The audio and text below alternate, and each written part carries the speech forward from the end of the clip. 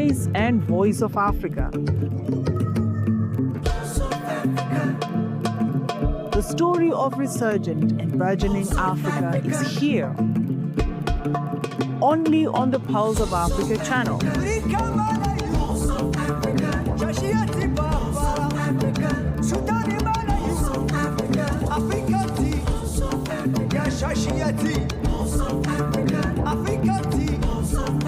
Pulse of Africa, the face and voice of Africa.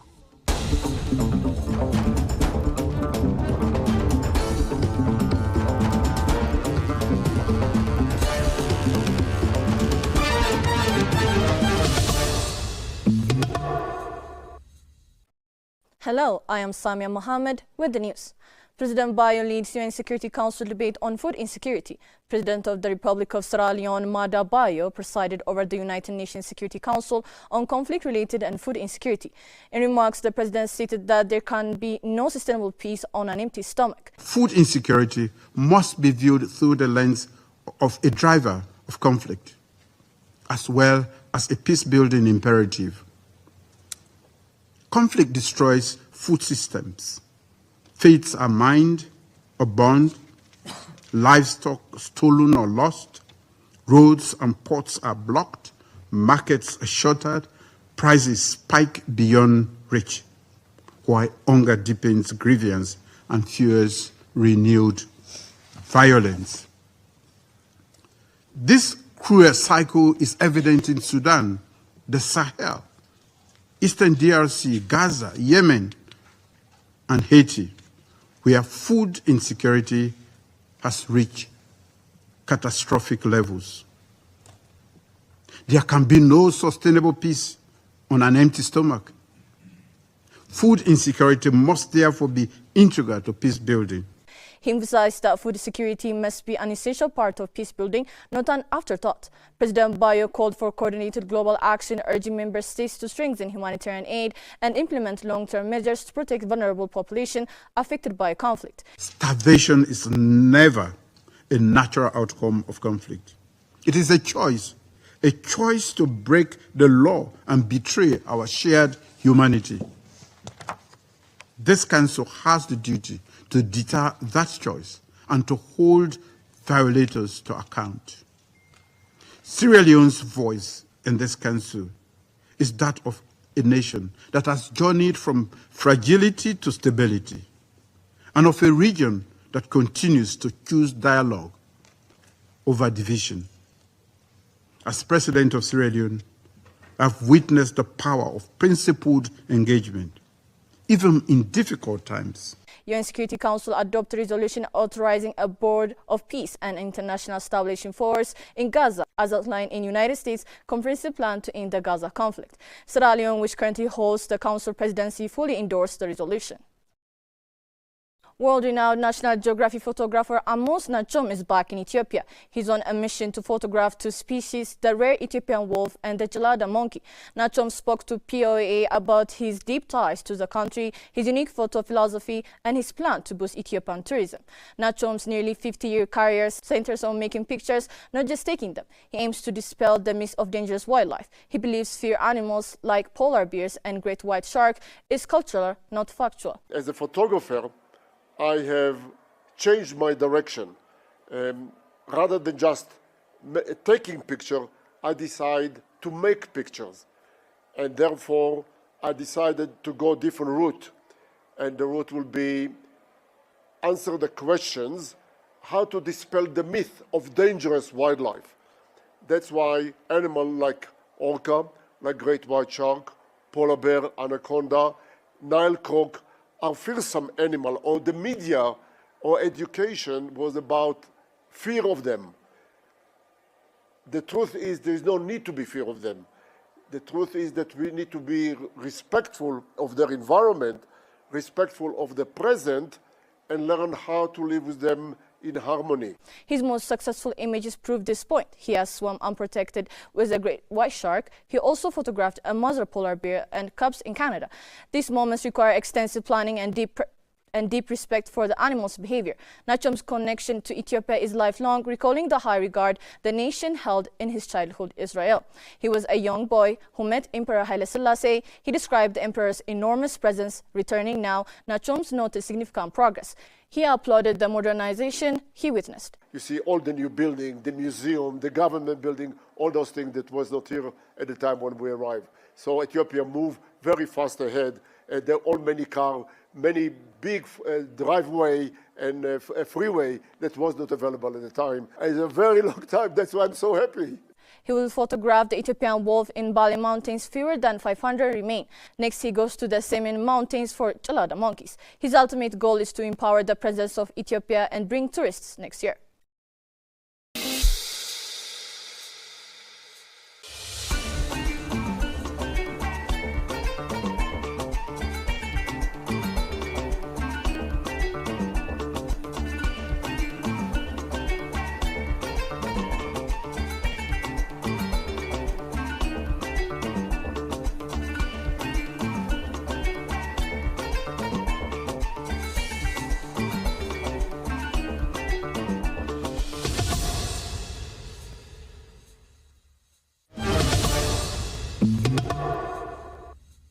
Togo has established a national digital observatory, marking a new milestone in its efforts to modernize and digitalize public services. The initiative, developed by the Ministry of Public Service Efficiency and Digital Transformation with support from GIZ, aims to serve as a strategic hub for monitoring, analyzing and guiding the country's digital ecosystem. Open to citizens, researchers, businesses, policymakers and development partners, the observatory will collect, process and publish reliable and up-to-date data on digital development in Togo. It will produce thematic and forward-looking analysis to support public policy decisions across sectors. The ONN is designed to strengthen coordination among digital initiatives and improve Togo's positioning globally by providing internationally comparable indicators. The platform will release an annual report detailing key trends, indicators, and sector-wide developments in the country's digital landscape. Algeria plans to double its national railway network from 5,000 to 10,000 kilometers by 2033 as part of sweeping modernization drive, Public Works Minister Abdelkader Jouli said. During talks with AFDB President Sidi Ould Jouli said the expansion will feature high-speed lines to enhance both freight and passenger transport. The upgrades form a central component of Algeria's long-term strategies to strengthen logistics, enhance regional integration and support industrial growth. Among the flagship projects underway is the Bachar Tindouf Gara Jiblet mining line, a 950 kilometers corridor scheduled for completion by the end of 2025. Once operational, it is expected to carry up to 50 million tons of iron ore annually from the Gara Jiblet deposit to processing and export hubs, significantly boosting the country's mining sector. In eastern Algeria, the Hadba-Anaba line, stretching roughly 420 kilometers, is said to improve phosphate transport from Tebasa and reinforce the development of key industrial zones along the corridor. The FDB president reaffirmed the bank's support for Algeria's infrastructure ambitions, underscoring the importance of enhanced connectivity for accelerating economic transformation across the country and the wider region.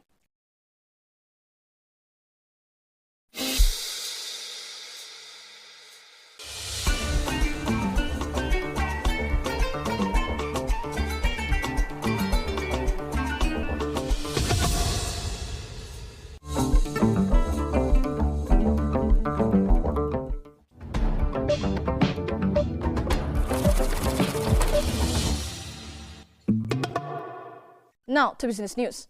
Air Sénégal has committed to purchase 9 Boeing 737-8 aircraft, marking its largest ever fleet order and its first Boeing acquisition since 2004.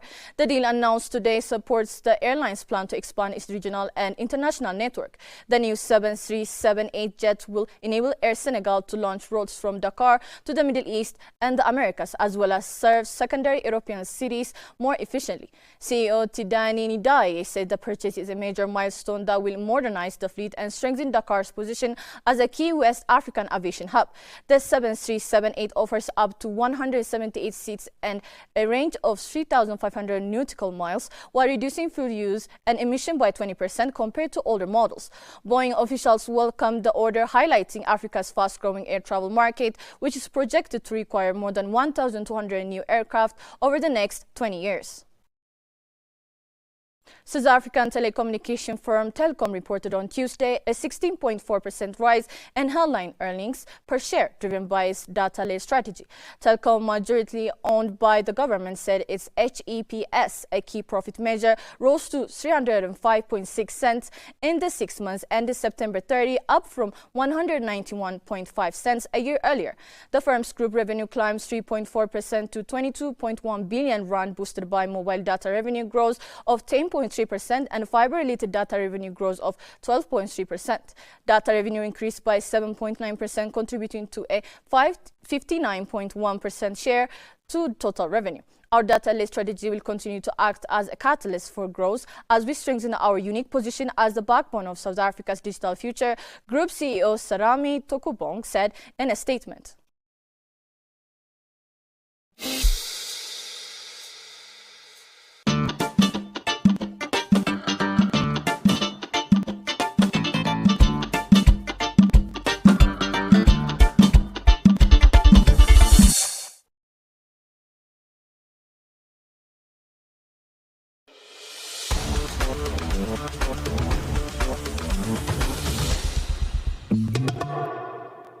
Moving to sport news. The CAF Awards 2025 are set for 19th November at Mohammed VI Polytechnic University in Rabat. CAF announced that Grammy-winning Benin singer Angelique Kidjo and Moroccan comedian Olas will host the prestigious ceremony. Kidjo, a global music icon and UNICEF Goodwill Ambassador, is celebrated for blending African rhythms with world music and advocating for women's rights, education and cultural preservation. Olas, one of Africa's rising comic and entertainment stars, is known for his humor, improvisation, and ability to contact with audiences of all ages. The pairing reflects CAF's ambition to celebrate not only Africa's footballing excellence but also its rich artistic and cultural heritage, making the event a true showcase of the continent's talent on and off the field. President Donald Trump announced the FIFA Pass, a new system giving World Cup ticket holders priority U.S. visa interviews ahead of 2026 tournament across North America. Speaking alongside FIFA President Gianni Infantino at the White House, Trump said initiative ensures fans are properly vetted and can travel smoothly, calling the 2026 World Cup the greatest and highlight record ticket sales. Infantino added that FIFA expects 5 to 10 million fans from around the world to attend and emphasized that FIFA Pass will help legitimate ticket holders enter the U.S. under the best conditions. Ticket holders are encouraged to apply for visas immediately. Next, let's check the current weather forecast.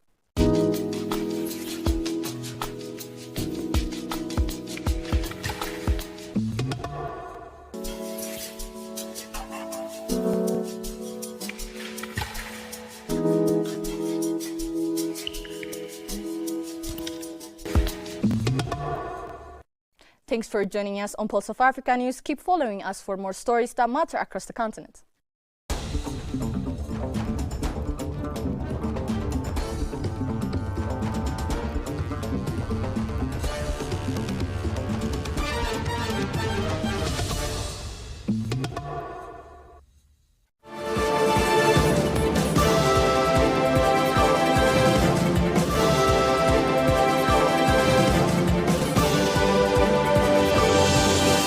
Africa we want. People say it's to integrate, Africa needs to modernize, and Africa needs to industrialize. That is very, very true. But the real question is, how can Africa be integrated, modernized, and made prosperous?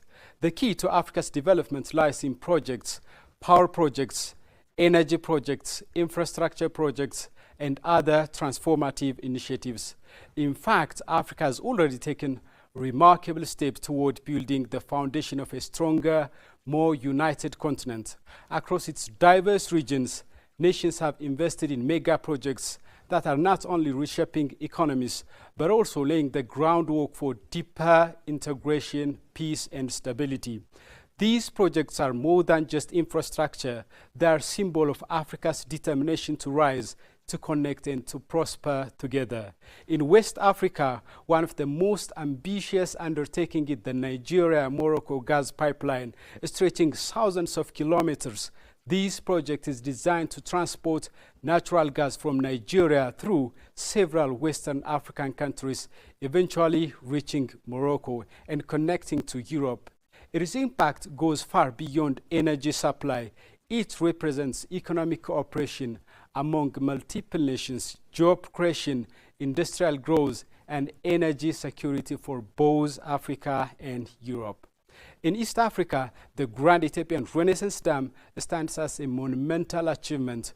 Grand Ethiopian Renaissance Dam is Africa's largest hydroelectric dam and a symbol of Ethiopia's ambition to harness its natural resources for development. Some of the benefits of Grand Ethiopian Renaissance Dam are power generation to electrify homes and industries, regional trade through energy export, and modernization that fuels industrial growth and raises living standards.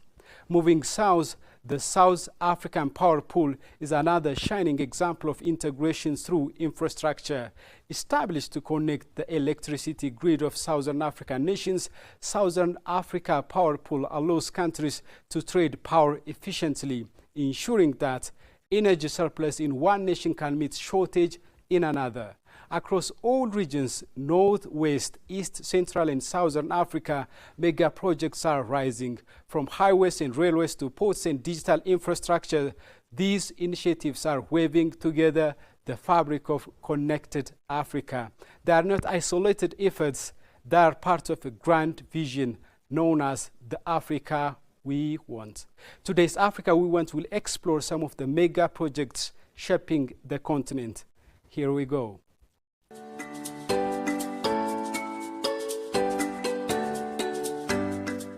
Africa is building a new foundation for continental unity through electricity, natural gas, and regional cooperation. At the heart of this transformation are mega energy projects that connect countries, harmonize power systems, and lay the groundwork for a truly integrated continent. These initiatives go beyond infrastructure. They are strategic tools for cohesion, reducing national isolation and enabling shared development. One of the most ambitious undertakings is the Nigeria-Morocco gas pipeline, spanning 5,600 kilometers through 13 countries. It will transport Nigerian natural gas along the Atlantic coast to Morocco. Beyond boosting energy access, the project symbolizes regional cooperation through shared infrastructure. It will help stabilize power supply, foster joint investments, and promote long-term energy security across West Africa. In terms of projects like this, like the Renaissance Dam, we have another project in which I know in my country. Initially, we call it Nigeria-Morocco gas pipeline. It's a huge gas pipeline that will pass through 11 countries. Now it's called transatlantic gas pipeline. Project like this brings integration of many more African countries because it affects not one country, but many. And then it affects the entire economic and global perception of Africa as a continent and the countries that are participating. And it's going to change also, you know, the training, employment, economic indices of all those countries involved. So projects like this are excellent for Africa.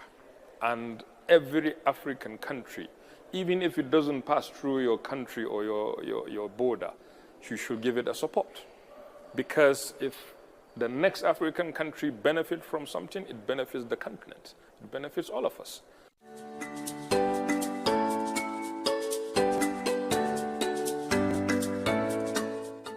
In East Africa, the Grand Ethiopian Renaissance Dam GERD has become a symbol of regional energy integration. It is the largest hydropower project in Africa and a vital source of electricity for Ethiopia and its neighbors. Power generated by the GERD is already being exported to Sudan and Djibouti, with further plans to link into the grids of Kenya and beyond. These cross-border power flows reflect a growing shift toward interdependence. Instead of building isolated systems, countries are beginning to coordinate, creating regional grids that pool resources and provide mutual support.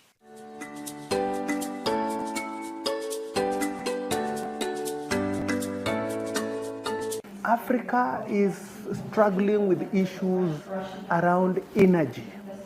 So, and you know that, Africa today is talking about modernization. We want to industrialize. But we cannot achieve that as long as we do not have sufficient energy and sufficient electricity to be able to power the industries that we aspire and intend to construct and build. So this project for me, credit to Ethiopia for bringing up this project, because then it solves the issue of energy deficiency in the continent.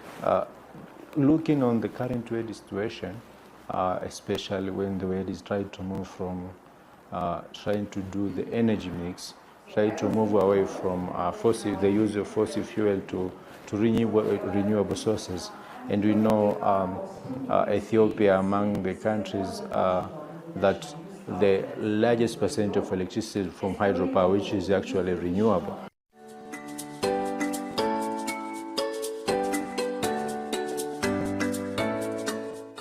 Central Africa is also embracing cross-border integration. Cameroon, with expanded hydropower generation, is exporting electricity to Chad and the Central African Republic. These links are stabilizing power supply in energy-poor regions and demonstrating how one country's infrastructure can serve multiple national interests when planning is aligned and borders are seen as bridges, not barriers.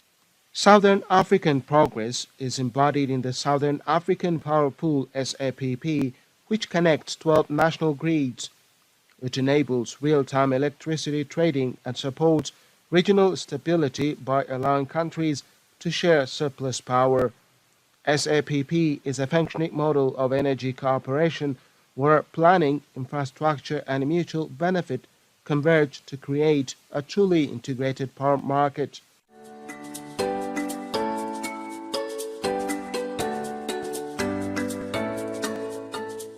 Energy development is another key issue that we're looking at in Africa as a continent, and I think Ethiopia is doing a great job by distributing energy to neighboring countries. We need our own supply, we need our own hydro projects, we need our own investments to take part in our continent. We need to know what is going on in terms of communication, in terms of economic, in terms of cultures, in terms of financial development and projects.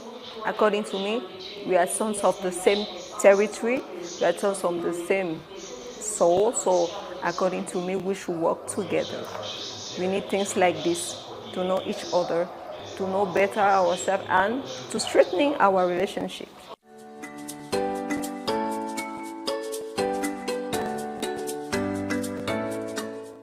In Southeast Africa, the Mozambique-Malawi Power Interconnection Project is linking Malawi to Mozambique's grid. This connection will expand Malawi's electricity access and integrate it into the wider regional power pool.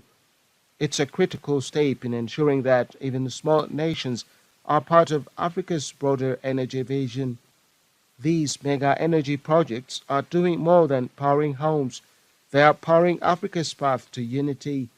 Through shared systems and cross-border cooperation, energy is emerging as one of the strongest forces driving continental integration.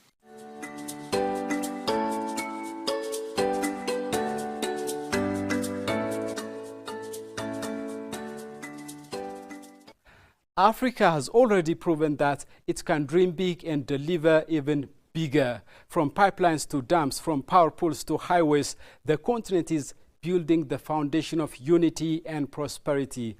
The journey is not without challenge, but the direction is clear: integration, modernization, and industrialization through transformative projects. In the spirit of the Africa we want, the expansion of these mega projects will continue to propel Africa forward. They are not just construction of concrete and steel, they are construction of hope, ambition, and destiny. Africa's story is still being written, and the next chapters promise to be even more inspiring. Thanks for watching, and see you then.